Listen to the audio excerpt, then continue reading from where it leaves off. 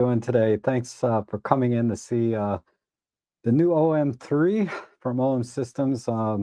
Sorry for starting late as usual. You guys know me. I'm sort of I don't know.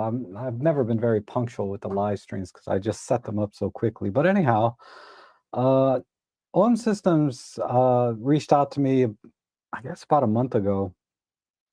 Asked me if I wanted to review their camera or you know borrow it for a while. So they did send it to me. I have it here. And, yeah, it's pretty nice. I tried to cram in I woke up a little late. I tried to cram in some videos this morning of, first impressions and, reviews from some of the other, players this morning. And, I watched, Jimmy Chang's video, so I recommend you watch that one. And then I watched, uh, Petapixel with Chris and Jordan. And, that's it. That's all I had time for. The rest of the time I was trying to set up. But what I want to do was basically, uh, I don't want to go over all the different specs and everything about the camera. I will if someone asks me what the specs are. I can go through some of those. And I know a lot of you are already OM Systems or Micro Four Third fans, so it's almost a no-brainer. Or I don't have to sell you guys on this camera because you're probably going to buy it like I am. Uh, but for those of you kind of on the fence or have some reservations about the camera and you have some questions that might, make up your mind one way or the other, I'll do my best to answer that. It was a lot of fun reading the 43 Rumor site and all of the comments there. Uh, you had a good mix there of fanboys like myself, people that just love OM Systems, the Micro Four Thirds system in general, and can't wait to get their hands on it. And then you had others that are very, very critical of, particularly the pricing and the size. Seemed like the two uh, biggest things that stood out to me was, they're saying it's too expensive for what it is, and then they're also it's bigger than I wanted it. I wanted it something the size of the Pen F or EM5 Mark II, what have you. So I'll try and address some of that as well.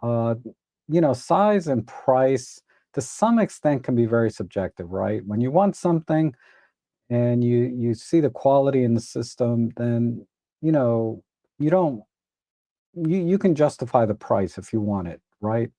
Yeah, basically, if you have gas, or if you're I like to call myself a collector now rather than somebody that has gas or FOMO. uh, you can justify it, right? You can justify your purchase. The way I look at it, and this has changed since my younger days. If you like something, just get it. You know, you life is too short to not enjoy the things that you can get. Why not get it if you're going to enjoy it? And so the OM3 is definitely a camera I'm going to get. It really will replace probably my Pen F in a lot of ways. My Pen F will never go away, but that has been my favorite camera for since I bought it. And I bought it as a gift to myself for my 50th birthday, uh, because that's just when I got started in Micro Four Thirds. I bought an EM10 Mark II. I didn't know anything about Olympus or OM system, and I just fell in love with the system. And I was a full frame Nikon shooter at the time, and I've been sort of a Micro Four Thirds fan ever since. So and the I'm sorry, the OM1 film camera was probably one of the first film cameras I ever bought when I got back into photography, because I had a big hiatus. When I was in college, the first film camera I ever bought was the OM2S, which I have back on the shelf there. And then there's a big hiatus there. I didn't do hardly any photography until about 2013. And I bought the OM1 film camera, which is this one right here. And one of my first Instagram posts, like in the first 5 or 6 posts that I ever made, was a picture of this camera. You have to kind of dig back a little bit, 10 years ago, 20, well, geez, 12 years ago now to find that picture. But, it's nothing special. So, let me just get into it and just talk about. I'm just going to give you my first impressions, but I want to give you the context of where I'm coming from because, of course, I'm going to love this camera. I'm very excited about this camera, and I'm definitely going to buy this camera. I'm going to wait for it to come out through my local camera store because I like to support the local camera store. So I'm going to wait for that. Uh, Rather than pre-order now directly through OM Systems, which you can do. If you go to OM Systems website, you can pre-order it. Here in the US, the retail is $19.99, and you can get it with the 12 to 45, which I highly recommend for $300 more. And then you can get a couple $100 off if you want to get the primes. And I do have the 17 and the 25 1.8 prime here, so I can talk about those lenses a little bit. And basically, uh, I yeah, I think it's beautiful. It's it's very, very similar, right, to the original OM1 camera in size and weight and everything else. And I can, I got a scale here. I got my little I don't even know what this is called. Some kind of caliper I don't know, whatever. This thing measures things. So I'm going to measure this because the official specs are out. It's like 139 millimeters by 88 by. But those dimensions are also so very deceiving when you see them online. Because a lot of times, the depth of the camera, the dimensions of the depth include the grip, which, is fine. But really, to get a sense of how bulky a camera is, you really got to measure just the body part here, right? Just to get a feel for the camera, and then the grip, whatever. I'm going to add uh, I'm going to talk about the grip and grips and half leather cases in a little bit too. So, yeah, I love it. It does everything. It's the kind of camera that I'm going to be taking out probably 99% of the time once I get my own, right? Because this is on loan from OM Systems. Whereas the Pen F was usually the camera that I took out 99% of the time, and I only used the OM1 for my paid work, uh, for events, the architectural real estate, and also for birds in flight. I Amazingly though that I'm tempted to use this camera for birds in flight because it has everything the OM1 Mark II does. There's some handicapping there or limitations versus the OM1 Mark II in terms of performance, but not enough that it would make that much difference to me. Uh, but the way I shoot birds in flight. But I have an OM1 Mark I, and I haven't upgraded to the latest firmware yet. I'm still on the 1.5, whatever the latest one is. I'm just one behind that. And the autofocus has always been fine for me as it is, right? But the OM3 is definitely better. I can definitely feel. I don't have any metrics. Okay, like you guys know I can get into the fine print, so to speak. But it does lock on to Ellie, my dog, a lot better. For birds in flight, I didn't do much of that. But yeah, the autofocus is better. It's snappy. It locks on. It's reliable. It's as good as any camera that I own. And you guys know I own a lot of cameras. I have Sony A7R5, which I had to use as a webcam today because I wanted to use my Olympus and Home system cameras and compare side by side. Because a lot of people were also asking about how does it compare side by side with, say, the EM5 Mark III, the EM5 Mark II, the Pen F, the original home-on film camera. There's a lot of questions there that I saw in the forums. And so I can give you the exact measurements and a feel for where everything's at. But really, the thickest part of the camera is right here between the back of the EVF and the front of the prism. And believe it or not, my EM10 Mark II has the same thickness as this right here. It's the same. So the width's certainly wider, but on most of my cameras, this is no bigger in terms of overall depth from the back here to the front of the prism than any of my OM system cameras, save for the Pen F, which is, a rangefinder style. All right, and I'll demonstrate that with my little tool here so you can see for yourself. I had to put some new batteries in it so you can see the display. But let me go to the chat section and just knock out a few questions maybe that you guys have had. You can go ahead and start asking questions. I'll do my best to keep up. I've never been good at that, but I'm going to do my best today. So Jeff says, ordered mine with the 12 to 45. Yeah, that's a deal. I guess that's about the same when you convert it back to US dollars. And that's probably the kit I'm going to get. I've always wanted the 12 to 45 f4 Pro. I've kind of held off because I have the 2.8. But I think with this camera, this would be a good opportunity to get that lens at a good deal. And I see David Crooks is here. Hi, David. How's it going? And, at the next meetup, you'll be able to see and handle the camera. There's a lot of you that are local to me as well. So I want you to, I'm going to bring the camera with me and you can handhold it, shoot with it, bring your own memory card. We can, so you can get a few sample images directly, but we'll set something up. And Wayne also pre-ordered his. Awesome. And you're going to get the 17. So I'll talk about the 17 a little bit. And the OM3 is clearly a replacement for the Pen F. It's absolutely beautiful. And I agree. I agree. If we go to, I said I wasn't going to do this, but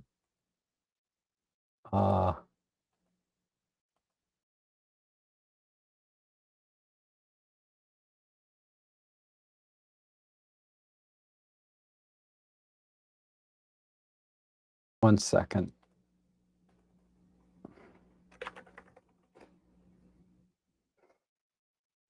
Nobody cares about this. I'll come back to it later. I was going to show you a picture.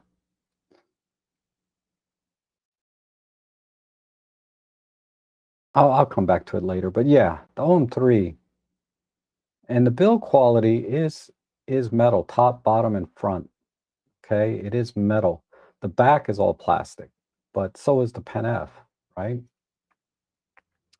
And Serge says, I finally bought the 100 to 400 Mark 1 reconditioned like new. They're doing 35 per discount. Wow, that's awesome. That's a great lens. That's a great lens.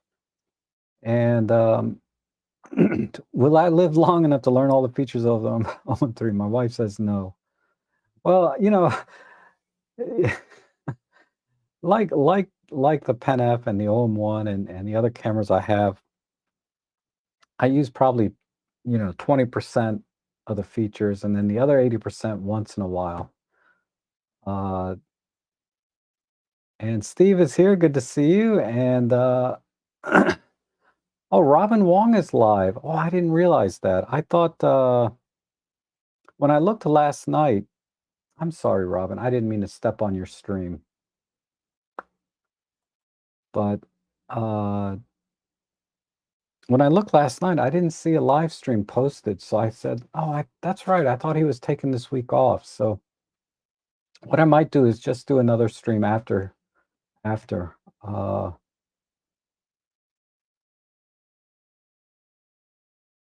And let's see. But yeah, Robin, I'm really sorry. I didn't realize you were live at the same time. Okay. What did OMS offer on the trade? Oh, sorry, that's probably not for me because I didn't trade anything. Robert says, good morning, Robin friends. I might consider the OM3 if they make a good trade-in offer like when they launched the OM1 Mark II. Yeah, that's probably going to be further down the line. Right now, the offer is a couple $100 off the new lenses, but there's nothing on the camera body or the camera with the kit lens in the US. And the camera looks to be everything I hope the OM5 should be. Shall be trading my EM5 III for this. Yeah, you won't regret it. You won't regret it. But I do want to talk about the handling difference. It is different. And Barry's here. Good morning. And Zoltan, good to see you. And Bert. And let's see. David Black, Wayne Cox. Thoughts on the OM1? Okay. So it has some nice updates, right? It has the key one being the Sync IS, where the in-body image stabilization synchronizes with the lens, whereas in the previous version it did not. In terms of optical quality, it's going to be identical. They have some new fluorine coating on it, but that's primarily for splash dust resistance on the front element, so it cleans off easily. If there are any improvements in contrast, that remains to be seen. Uh, but I don't think you can go wrong either way. The Sync IS doesn't excite me as much on a telephoto lens like that. Where it helps with is like bird on a stick and you're trying to frame it, you can have press the shutter button and keep the image steady. And that does help quite a bit with the user experience. But if for doing birds in flight, which is primarily where uh, primarily what I like to shoot is the dual sync IS that really doesn't make any difference because your shutter speeds of 1/2000th, 1/4000th of a second, you can turn image stabilization off and you won't see any difference. At least I've never seen any difference. So I would say for me, I would buy the Mark One if I was going to buy. I have a 300 f4, so I'm not going to buy it. But if I had to choose right now, I'd buy the Mark One. Uh, even if I didn't have any other telephoto lens, if it was going to be my first telephoto, I would still buy the Mark One because you're going to get it for about 30% less price than the Mark Two for the kind of shooting that I would do. Now, if you do any kind of video work, and if you do a lot of bird on a stick and a lot of like not bird type things, right? Like not bird in flight, then the dual sync IS makes a lot more sense because you're going to get a lot steadier images, less blur, because you can use shutter speeds of like 1/500th of a second, right? And that's at lower shutter speeds, the dual sync IS makes a much bigger difference in your photography of being able to hand hold a shot and get it sharp. At shutter speeds below the reciprocal rule, right? Where you would normally double your shutter speed relative to the focal length of your lens. So if you're shooting at 400 millimeters, that's an 800 millimeter equivalent. You really need to be closer to like 1/2000th of a second, right? If not faster, to eliminate motion blur from hand holding. That said, because of the image stabilization and the addition of dual sync, you could probably handhold 1/500th of a second, no problem, well below the reciprocal rule. And that's where dual sync IS makes a lot of sense. At faster shutter speeds, synchronization, or I'm sorry, stabilization is irrelevant in my opinion. Oh, and then it has the removable collar, which is not a workflow that matters to me, but some people might appreciate being able to move the collar without taking the lens off the camera. It doesn't matter to me, but for those of you that have a workflow where you want to be able to remove the camera with the lens from the collar, that could be a big deal or a deal breaker between the Mark One and the Mark Two, right? And hi all, surely the OM5 with the 12 to 45 is a better value now. Absolutely. Uh, the OM5, extremely capable camera. For everything I say except doing sports action wildlife where you're going to start using the subject detect features, the airplanes, the particularly birds and animals. And that's where the OM1, Mark 1, Mark 2, the OM3 are going to crush the OM5. And in addition to that, the Pro Capture, at least I don't have an OM5, but compared to my EM5 Mark III, the Pro Capture, there's a night and day difference between these cameras. And the image stabilization is certainly stronger in the new camera, and the battery life. Battery life is a big deal. So and the durability, all metal build, whether you go OM1 or, I would argue the OM1 Mark II is a better value than the OM3, right? If you want to talk about strictly from a pragmatic point of view, there's a lot of cameras at this price point that can outperform, have better image quality, more features, yada, yada, yada, than an OM3 at this price point. But this camera is not about uh, that. This camera is all about style, form over function. It's extremely capable. As capable as the OM1 Mark II in most ways. I'd say 95%. But it's, you know, it's not at $2,000. There's a lot of choices, right? XT5, XT50, Nikon ZF.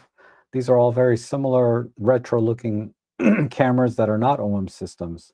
OM5 in silver, EM10 Mark IV in silver, you know. These are beautiful cameras that are very capable. And for just point and shoot kind of stuff, you're going to get the same image quality. Okay. I mean, you can get really decent image quality out of any camera these days. Even like a little point and shoot, like a TG5 that I have, I get awesome images out of that. But you know, it's not the same class. If we're talking about interchangeable lens cameras, there's certainly a lot of competition, right? So this is not a camera that you can just compare on a pragmatic level. It has to pull at your heartstrings a little for you to spend $2,000, which this one does, you know? So, but yeah, I don't disagree. The OM5 with the 12 to 45 is an awesome deal. For $12.99, it went down to $10.99 for a very short window. That's half the price, right? And it'll do like 80% of everything. It'll do 99% of everything if you talk about just stills. Now, like I said, the sports action type stuff, the OM5 can't hold a candle to the OM3 or the OM1s. And Ken is here. Hey, Ken, how are you? Says, hi, Rob, Northern Ireland. The new camera looks fantastic, but I'll stick with the OM1 for now. Yep.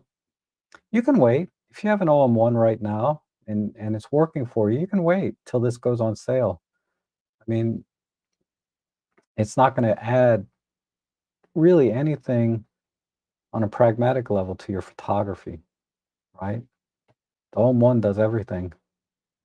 OM1 doesn't have grad ND though. There's a couple little things. There's a couple little things that I noticed that this has that my OM1 doesn't, that I think are big positives. And I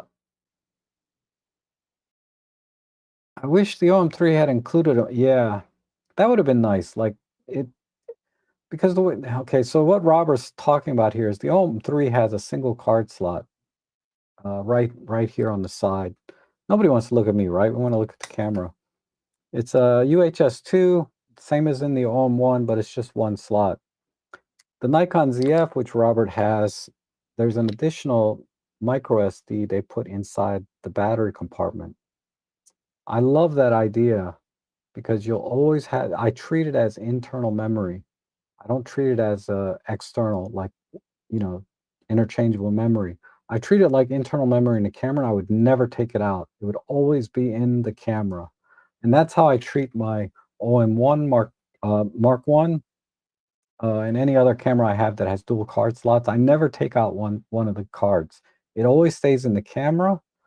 That way I always have a backup until I reformat it, of course, out of necessity. But that is a workflow as a professional, even as an enthusiast, but certainly as a professional, uh, I really appreciate and have incorporated into my workflow. Because right now, for example, I did a job the other day and uh, I haven't backed up my hard drive yet. You know, I loaded all the images onto my computer, but I haven't backed up the couple hundred photos I did for that photo job. But they're still on the memory card in card slot 2 on my OM1. So I can format card slot 1, use the camera for another job maybe, and until I back up my hard drive on my computer, I'm not gonna touch card slot number 2 on, I'll have it there in case anything happens to my computer. So that's mostly how I use the dual card slot, is as a backup until I got everything double backed up on my computer. And just as Thomas E. did an in-depth analysis, more worth watching for some technical. Awesome. Yeah, he's really good at that stuff, right? Uh, and when here in the UK, I can buy the Sony A7CR for 150 more with its full frame 61 megapixel sensor and everything else Sony has to offer. It's hard for me to see why anyone would purchase this. And again, that's what I was saying earlier. From a very pragmatic point of view, there's there's really a lot of choices out there, right? I don't want to say one is better than the other, right? But there's a lot of choices. The A7CR, it's a nice little rangefinder style 61 megapixel full frame camera, right? And it's compact, but when you look at the overall system, and this has to go into your use case, right? I keep burning my finger on my coffee warmer here. This has to go into your use case. When you look at it as an entire system, ultimately it's going to be bigger, heavier, more expensive, right? Uh, to get a similar setup with Micro Four Thirds. That's kind of the given. That's been talked about to death. All right. Everyone knows Micro Four Thirds ultimately can be a more compact system. Ultimately, pixel for pixel, a full frame camera is going to give you better image quality. I mean, these tropes have been talked about to death over the years since Micro Four Thirds came out. But that said, the OM3, like I said, is a camera that needs to pull at your heartstrings. And this is a camera that I it definitely pulls at my heartstrings, just like the Pen F did when I bought it. I just fell in love with the aesthetics of the camera, the build quality, and all of the features that it has. Uh, this camera, you can do everything with this camera that you could possibly want to do and more. Uh, but there's some people that are going to shoot raw. They don't care about the live ND or pro capture or any, the other computational features, the in-camera focus stacking. They don't care about that stuff, right? They just going to go out. Like the A7CR would not be an ideal birding camera. I don't know what the maximum frame per second on the shutter is, but it's not 120. It's certainly not even 50. It might be 25 or 30. I don't know. And the rolling shutter on an A7CR is horrendous. So you're going to have to use mechanical shutter, which limits you down to, I believe it's a 10 frame per second camera, if not less. But I digress. So certainly the A7CR is not has a lot of limitations over the OM3 that would be a deal breaker for some, and for some others, doesn't matter, right? Doesn't matter. Because yeah, the OM3 I could certainly easily use for birding, certainly, because it has the same pro capture as the OM1 Mark II, the same subject detect, which is pretty awesome, and in addition to that, all of the computational features. Now, I haven't talked about the creative dial and all of that. I'll get into that and some of the ergonomics, but I want to answer some questions and address some of the issues here, right? That other people saying, because you're bringing up very valid issues, right? I can get a 61 megapixel full frame rangefinder camera that's roughly the same size, give or take, as this. They have excellent lens choices and a full feature set, but there's there's definitely some caveats to that conversation, right? What is your use case? And I think the OM3, in my opinion, is a much more versatile camera than the Sony A7CR. They did introduce focus stacking in the A7CR, but not in camera focus stacking. I'm sorry, they introduced focus bracketing, but not in-camera focus stacking, right? Like the OM3 has. Um, so, like I said, man, you may or not care about that, right? You want the 61 megapixels, which is glorious. I'll tell you, the images I get from my A7R5 certainly tack sharp. You put a nice lens. Yeah, I get lovely images out of that camera, but I don't use it. I don't use it very much because it's just a kind of a bulky camera. I thought about an A7CR, but then I was like, it's not that much smaller than the A7R5. You know, just take the grip off and the EVF, and it's pretty much the same thing. Because I always end up putting additional plates and things on my cameras anyway.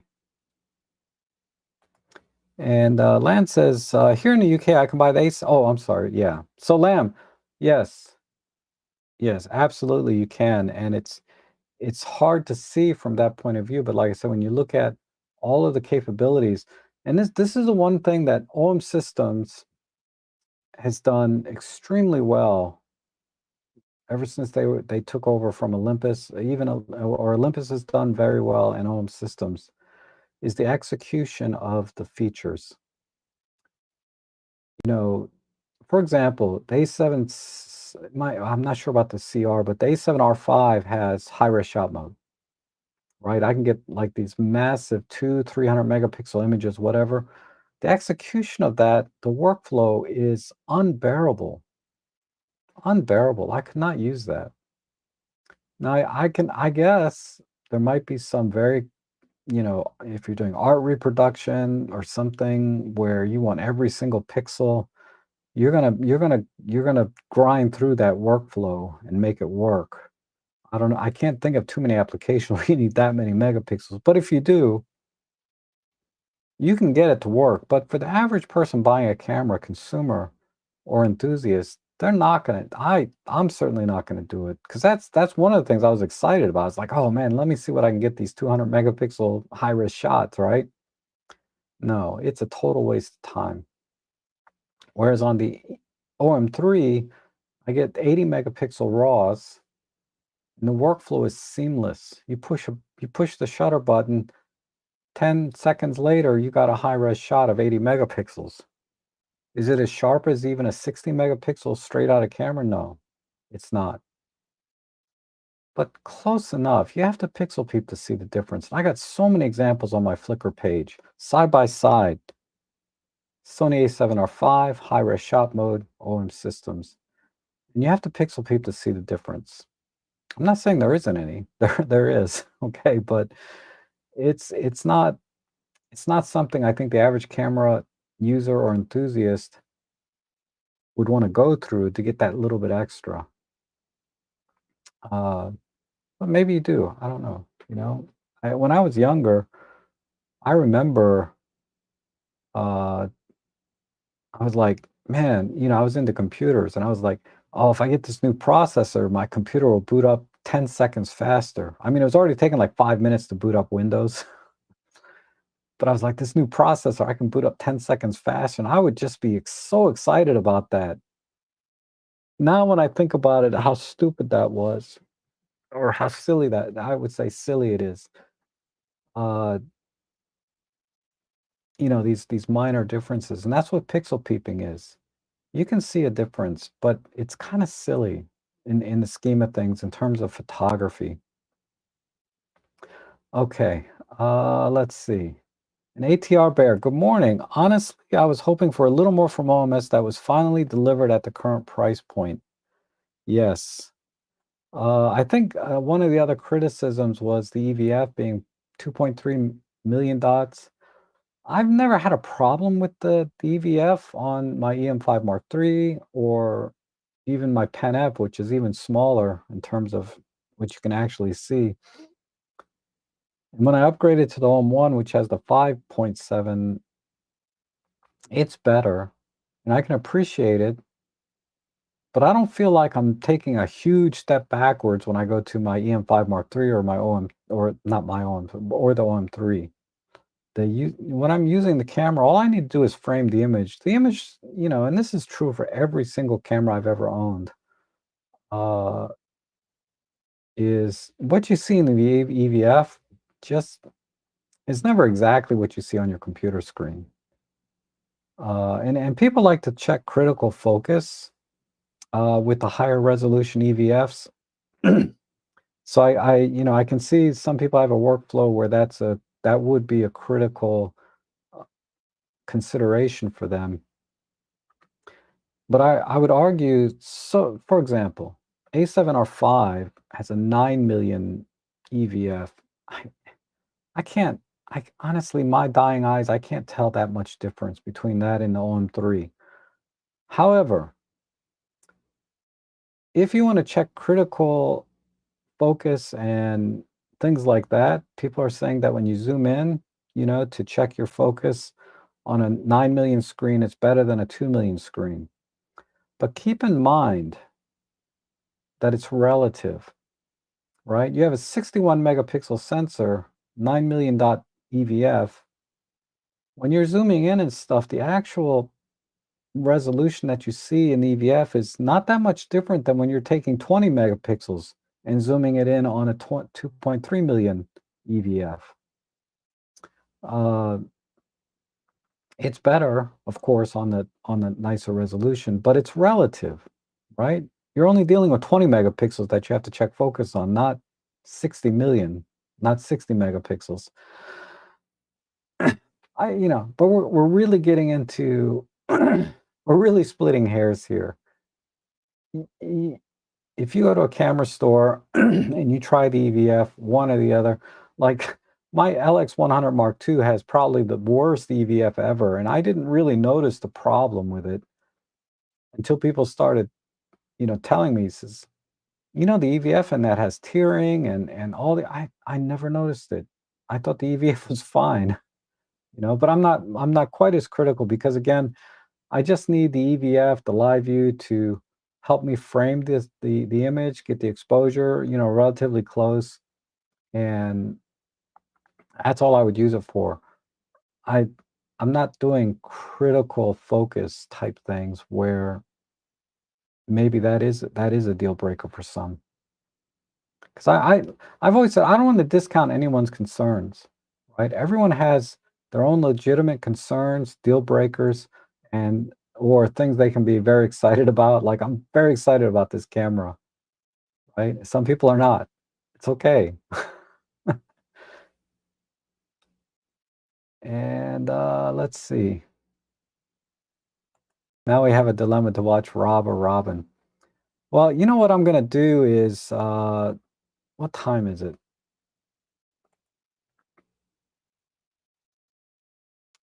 What I might do is just stop and go to Robin's thing. I don't know. You guys tell me. Do you want me to keep going or should we all just take a break and go watch Robin Wong?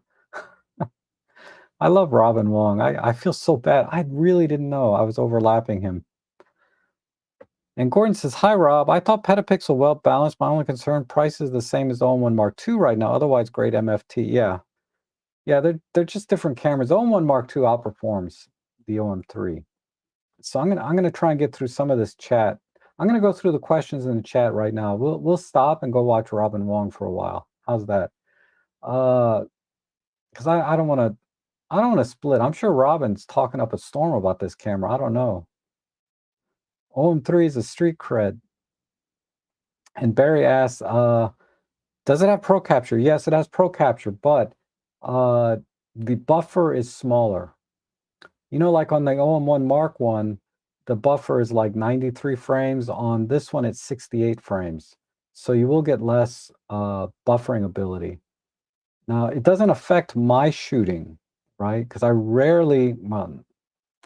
always go over the buffer, but it's not, the only situation I can see it being a problem is like when I'm doing kingfishers and they fly off the stick and they tend to fly for several seconds before they get the fish. A lot of birds do really, but kingfishers in particular, Pro Capture is very useful because they're so small and you never know when they're going to jump off that stick and go dive into the water. And then they fly back up and around. So Kingfisher All-in-One Mark II would be best, right? Because you got this 200 frame buffer. But I get by with the All-in-One Mark II, but I have missed shots because even at 90 some frames, the buffer slows down and you're down to like 5 or 6 frames per second once the buffer fills up. But I did a short test.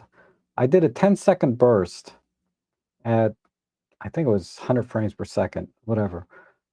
But I got like 103, 104 frames in 10 seconds.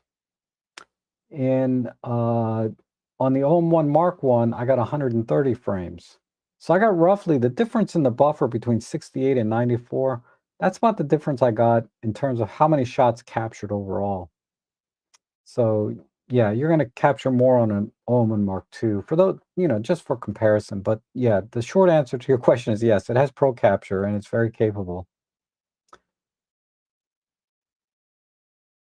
And I saw one review say they only like the JPEGs and not the raw images. Seemed like a stupid comment. Yeah, I don't understand that. I don't know what the context of that statement was, right? Next Meta says, no, you want the 12 to 100 f4, not the 12 to 45. It's the best zoom I have. Yeah. Yeah, I don't have the 12 to 100. I think it would be a little bit big on this camera for me. I wouldn't want to carry that. I wouldn't mind a 12 to 45 though. Because even the 12, the 45,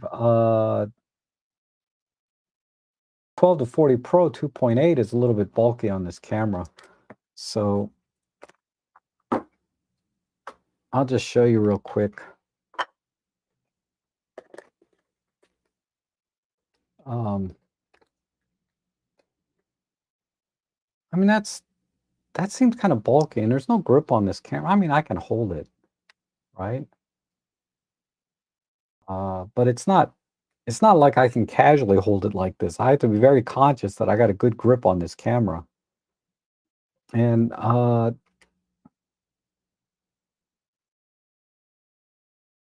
Drew is here. Good to see you. And Dudley Rose, yes, thank you. It's very exciting. Yes, I am.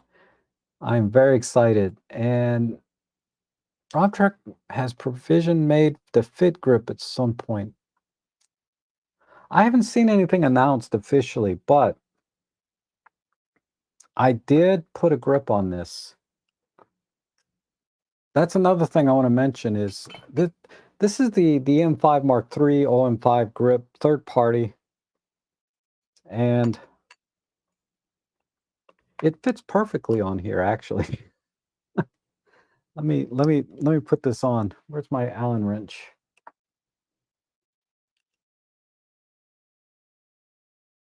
I don't recommend you do this, okay? But this is what I've been doing. So if you look at it, you can see very clearly the difference right here. The difference in size of the OM5 versus the OM3. But yeah, with this grip, man, and I still got access to the dial here. Whoops. I still got access to the dial, and I wouldn't use a 12 to 40 Pro. The 12 to 45 would be really good on this, but you can imagine a 12 to 100 would be even bigger. But yeah, that's this. And now this is very, very comfortable. But I will say this.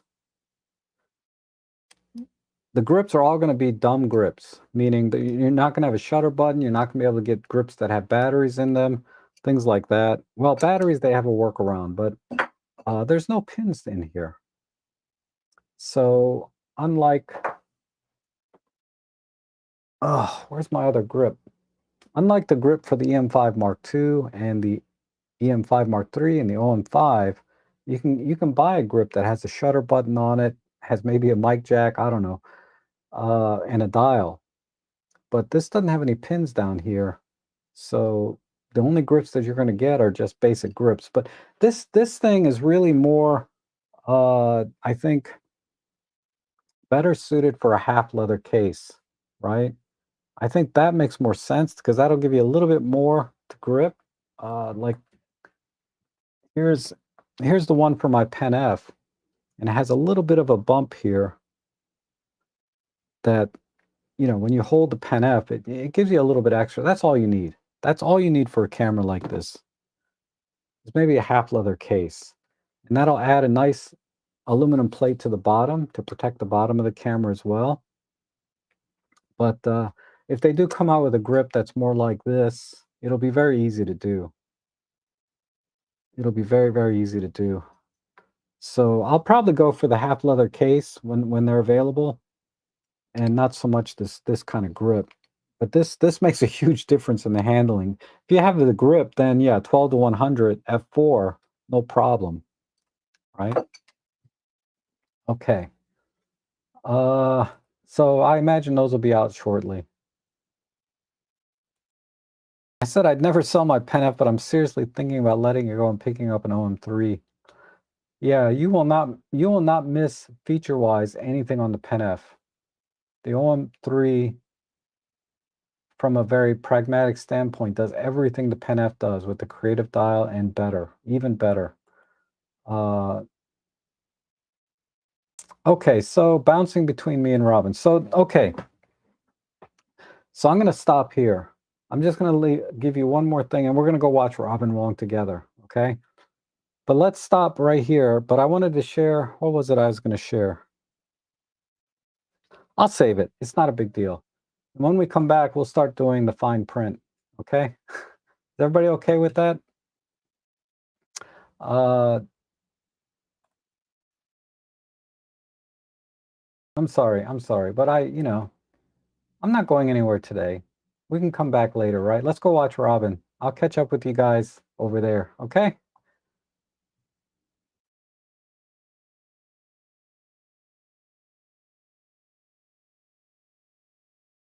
Oh, I'll set up a new stream. I'll set up a new stream.